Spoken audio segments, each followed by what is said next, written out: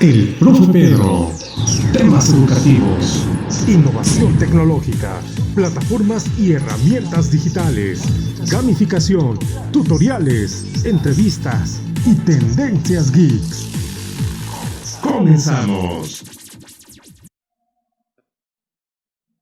Hola y bienvenidos a una nueva clase de robótica con el Profe Pedro. En esta ocasión hablaremos de los sensores. Pero, ¿qué son los sensores? Los sensores son dispositivos electrónicos con la capacidad de detectar la variación de una magnitud física, tales como temperatura, iluminación, movimiento y presión, y de convertir el valor de esta en una señal eléctrica, ya sea analógica o digital. Estos elementos tienen un significado muy profundo: la ampliación de los sentidos para adquirir un conocimiento de cantidades físicas que por su naturaleza o tamaño no pueden ser percibidas. Por ejemplo, los sentidos en los seres humanos tienen un papel muy importante, ya que están encargados de ayudarnos a tomar decisiones a las respuestas de los estímulos del medio ambiente.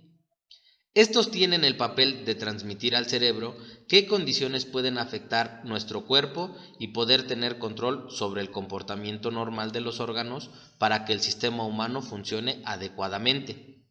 En la industria, los sensores son dispositivos encargados de percibir las variables físicas, tales como presión, temperatura, pH, entre otras, controladas por un sistema que sigue una serie de instrucciones para verificar si el proceso está o no está funcionando de acuerdo a lo programado. Podemos resumir esto diciendo entonces que los sensores traducen la información que les llega del exterior en un impulso eléctrico, normalmente digital, que puede ser analizado y procesado por la unidad de control del sistema. Poco a poco irás comprendiendo mucho mejor todos estos conceptos. Y bueno, ahora es momento de hablar de algunos de ellos. Existen diferentes tipos de sensores, en función del tipo de variable que tengan que medir o detectar. Tenemos de contacto, ópticos, térmicos, de humedad, magnéticos, infrarrojos, entre algunos otros. Pero en esta ocasión solamente nos enfocaremos en estos. Los sensores de contacto se emplean para detectar el final del recorrido o la posición límite de componentes mecánicos. Por ejemplo, saber cuándo una puerta o una ventana que se abren automáticamente están ya completamente abiertas y por lo tanto el motor que las acciona debe pararse. Los principales son los llamados fines de carrera o finales de carrera. Se trata de un interruptor muy sencillo que consta de una pequeña pieza móvil y de una pieza fija que se llama NA, normalmente abierto, o NC, normalmente cerrado. Los sensores ópticos detectan la presencia de una persona o de un objeto que interrumpen el haz de luz que llega al sensor. Son muy útiles en robótica para regular el movimiento de los robots y detener su movimiento cuando van a tropezar con un obstáculo o bien disparar alguna alarma. También sirven para regular la iluminación artificial en función de la luz natural. Por otro lado, la principal aplicación de los sensores térmicos es, como es lógico, la regulación de sistemas de calefacción y aire acondicionado, además de las alarmas de protección contra incendios. Los termistores son los principales sensores de temperatura. Se trata de resistencias cuyo valor asciende con la temperatura o bien disminuyen con la temperatura. Por lo tanto, depende de la temperatura que el termistor permita o no el paso de la corriente por el circuito de control del sistema. Los sensores de humedad se basan en que el agua no es un material aislante como el aire, sino que tiene una conductividad eléctrica. Por esa razón se prohíbe la presencia de tomas de corriente próximas a la bañera. Por lo tanto, un par de cables eléctricos desnudos, es decir, sin cinta aislante recubriéndolos, van a conducir una pequeña cantidad de corriente si el ambiente es húmedo.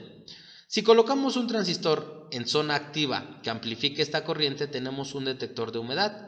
Los sensores de humedad se utilizan, por ejemplo, para detectar el nivel de líquido en un depósito o en sistemas de riego de jardines para detectar cuándo las plantas necesitan riego y cuándo no. Los sensores magnéticos detectan los campos magnéticos que provocan los imanes o las corrientes eléctricas. El principal es el llamado interruptor Reed, que consiste en un par de láminas metálicas de materiales ferromagnéticos, metidas en el interior de una cápsula que se atraen en presencia de un campo magnético cerrando el circuito. El interruptor read puede sustituir los finales de carrera que mencionábamos hace un momento para detectar la posición de un elemento móvil, con la ventaja de que no necesita ser empujado físicamente por dicho elemento, sino que puede detectar la proximidad sin contacto directo.